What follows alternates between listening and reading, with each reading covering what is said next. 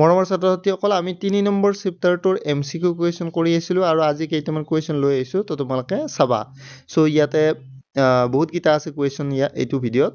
তো আমাক কৈছে যে what is the valency of nitrogen নাইট্ৰোজেনৰ যোজ্যতা কিমান সেইটো সুধিছে তো নাইট্ৰোজেনৰ কিমান হয় 7 হয় 7 হলে কিমান 2 ডট কিমান 5 হৈ গ'ল তো এতিয়া ইয়াৰে যেটো ভ্যালেন্স ইলেক্ট্রন কিমান আছে 5টা আছে তো কিমান হলে স্টেবল হ'ব 8টা হলে তো 3টা লগাই আছে ঠিক আছে তো সেই কাৰণে ইয়াৰে ভ্যালেন্সি কিমান হ'ব 3 হ'ব ঠিক আছে আৰু এই তিনিডাল বান্ধনী গঠন কৰিব পাৰিব what is the valency of nitrogen sorry oxygen এবাৰ অক্সিজেনত কিমান হ'ব অক্সিজেনৰ কিমান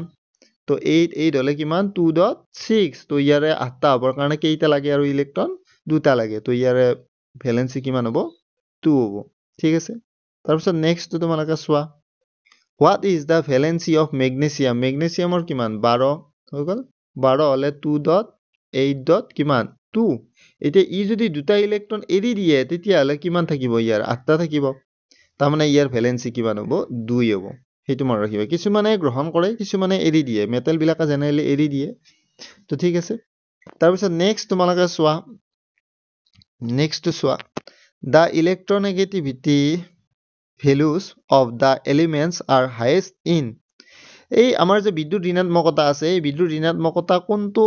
তোমালোকৰ এলিমেন্টত আমাৰ যে বিদ্যুৎ ঋণাত্মকতা আছে সেই বিদ্যুৎ ঋণাত্মকতাটো ক'ত সবচে হাইয়েস্ট হয় হেতু আমাক খুদিছে তো এতিয়া তোমালোকে মনত ৰাখিবা যে আমাৰ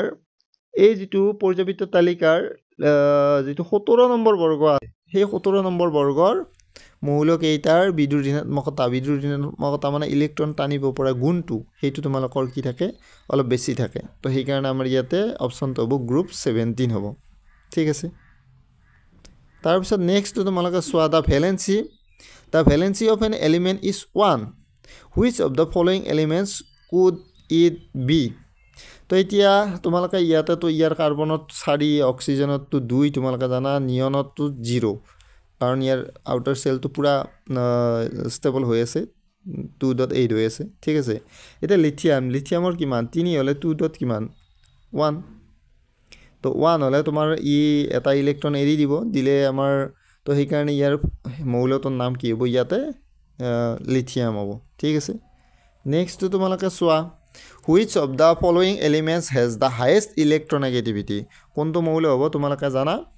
যে ফ্লোৰিন এই ফ্লোৰিনটো বহুত বেছি বিদ্যুৎ ঋণাত্মক মৌল হয় তো তোমালোকে এটো মনত ৰাখিবা ইয়াৰ বিদ্যুৎ ঋণাত্মকতাৰ ভ্যালু কিমান 4 তাৰপিছত নেক্সট তোমালোকে চোৱা what is the valency of helium এটা তোমালোকৰ কি হয় সম্ভ্ৰান্ত গ্যাস হয় তো এই কাৰণে ইয়াৰ ভ্যালেন্সি কিমান হ'ব 0 হ'ব which of the following elements will most likely to form an ionic bond with chlorine তো এতিয়া ক্লোৰিন এটা অধাতু তো ই কি কৰিব লাগিব ধাতুৰ লগত মানে k তেতিয়া হলে কি হ'ব প্লাস হ'ব cl কি হ'ব মাইনাস মানে k plus cl minus formation হ'ব k plus cl minus গঠন হ'ব যদি আমাৰ ইয়াত k টো লও তেতিয়া cl ৰ লগত kcl উৎপন্ন হ'ব এটা সল্ট ফৰ্মেশন হ'ব মানে এটা আয়নিক বান্ধনী সৃষ্টি হ'ব যদি আমাৰ ইয়াতে k মানে b নম্বৰ অপচনটো আমি যদি লও বাকি কিটা তো অধাতু হয় তো সেই কাৰণে বাকি কিটাৰ লগত নহব ঠিক আছে